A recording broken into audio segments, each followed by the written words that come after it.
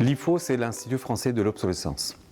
Il s'agit d'une association de loi 1901, créée en 2019, et l'Institut est devenu en fait le chapitre français de l'Institut international de gestion de l'obsolescence. Donc, comme son nom l'indique, nous travaillons sur l'obsolescence, mais l'obsolescence non programmée. Il s'agit d'une association dans laquelle on a à la fois des industriels, mais aussi des académiques, et l'objectif principal pour nous, c'est de comprendre l'obsolescence, de comprendre la pénurie, qui est le pendant de l'obsolescence, et en particulier être capable de mettre en place des meilleures pratiques, échanger avec les experts du métier, et surtout avoir aussi, on a un objectif clair pour nous, c'est aussi de préparer les générations futures pour qu'ils comprennent et qu'elles soient capables en fait, de mettre en place des solutions adéquates. Peut-être juste avant, dire qu'est-ce que c'est que l'obsolescence non programmée.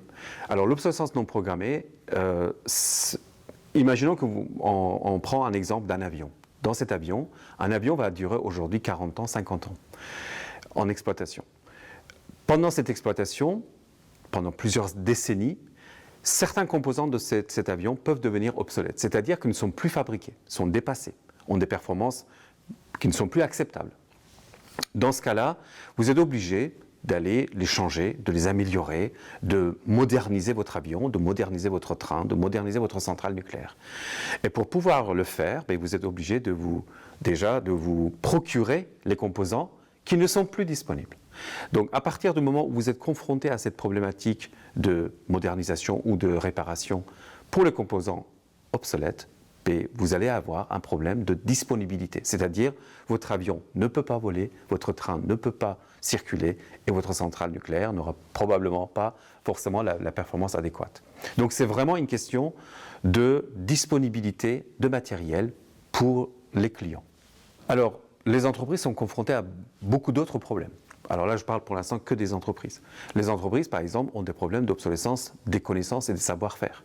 On a des personnes qui partent à la retraite, qui changent de métier, qui changent d'entreprise. Donc, du jour au lendemain, les compétences et les connaissances partent avec elles.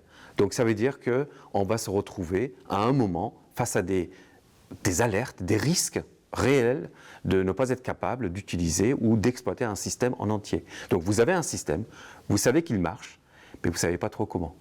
Donc, ça fait partie de la philosophie même de l'obsolescence. L'obsolescence, ça veut dire le fait d'être dépassé. Et donc, dans l'association que je représente, nous travaillons sur toutes les formes de l'obsolescence, pas que l'obsolescence des composants. Alors, on gagne d'abord parce que vous avez une communauté d'experts, déjà. Des experts qui proviennent pour 90% des entreprises, des grands groupes, des petits groupes.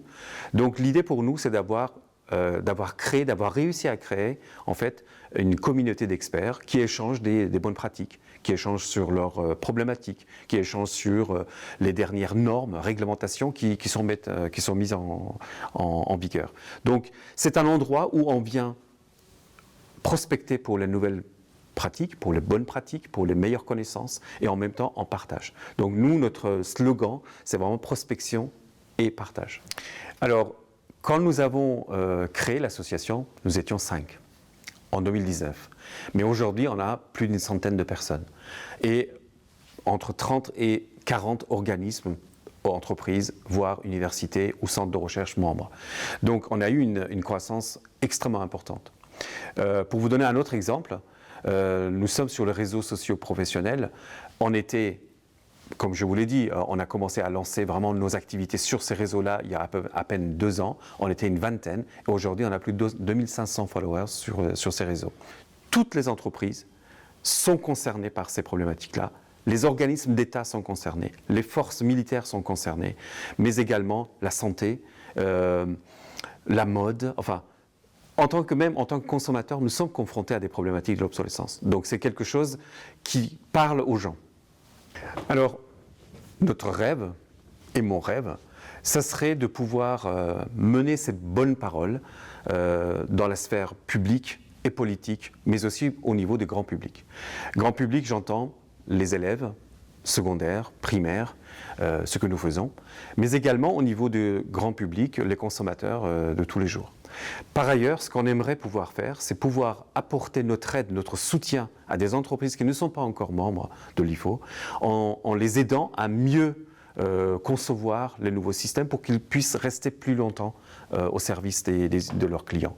Au même titre, les organismes ou les organismes d'État, on va dire, ont besoin de ces systèmes-là. Il faut savoir qu'il y a des très grosses dépenses aujourd'hui au niveau de l'État qui sont là juste pour maintenir des systèmes anciens qui sont à risque d'obsolescence, qui peuvent tomber à tout moment et pour lesquels je peux vous dire que les décideurs tremblent. Donc, notre objectif, ça serait de dire, on va chercher, on va aider, on va collaborer avec ces clients, ces usagers, pour pouvoir donner une certaine pérennité à leur système. Alors, c'est très intéressant parce que, comme je l'ai dit, notre association est une antenne française d'une association internationale. Actuellement, on a des antennes aux États-Unis, en Allemagne et d'autres pays qui arrivent. Donc on a 6 ou 7 antennes actuellement.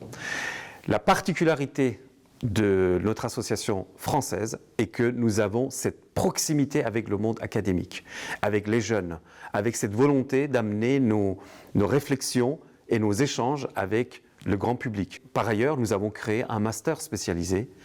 C'est unique, c'est une formation unique dans le monde, et en particulier évidemment en Europe, parce que nous allons pouvoir permettre aux experts d'arriver sur le marché de l'emploi pour pouvoir aider les entreprises. Donc on a une ambition extrêmement forte par rapport à notre marque de fabrique, je dirais, pour l'association française, de cette façon-là. Par contre, évidemment, notre objectif aujourd'hui, notre perspective à quelques années, c'est plutôt d'agglomérer, d'agréger les experts, les connaissances, les industriels et les académiques des pays francophones.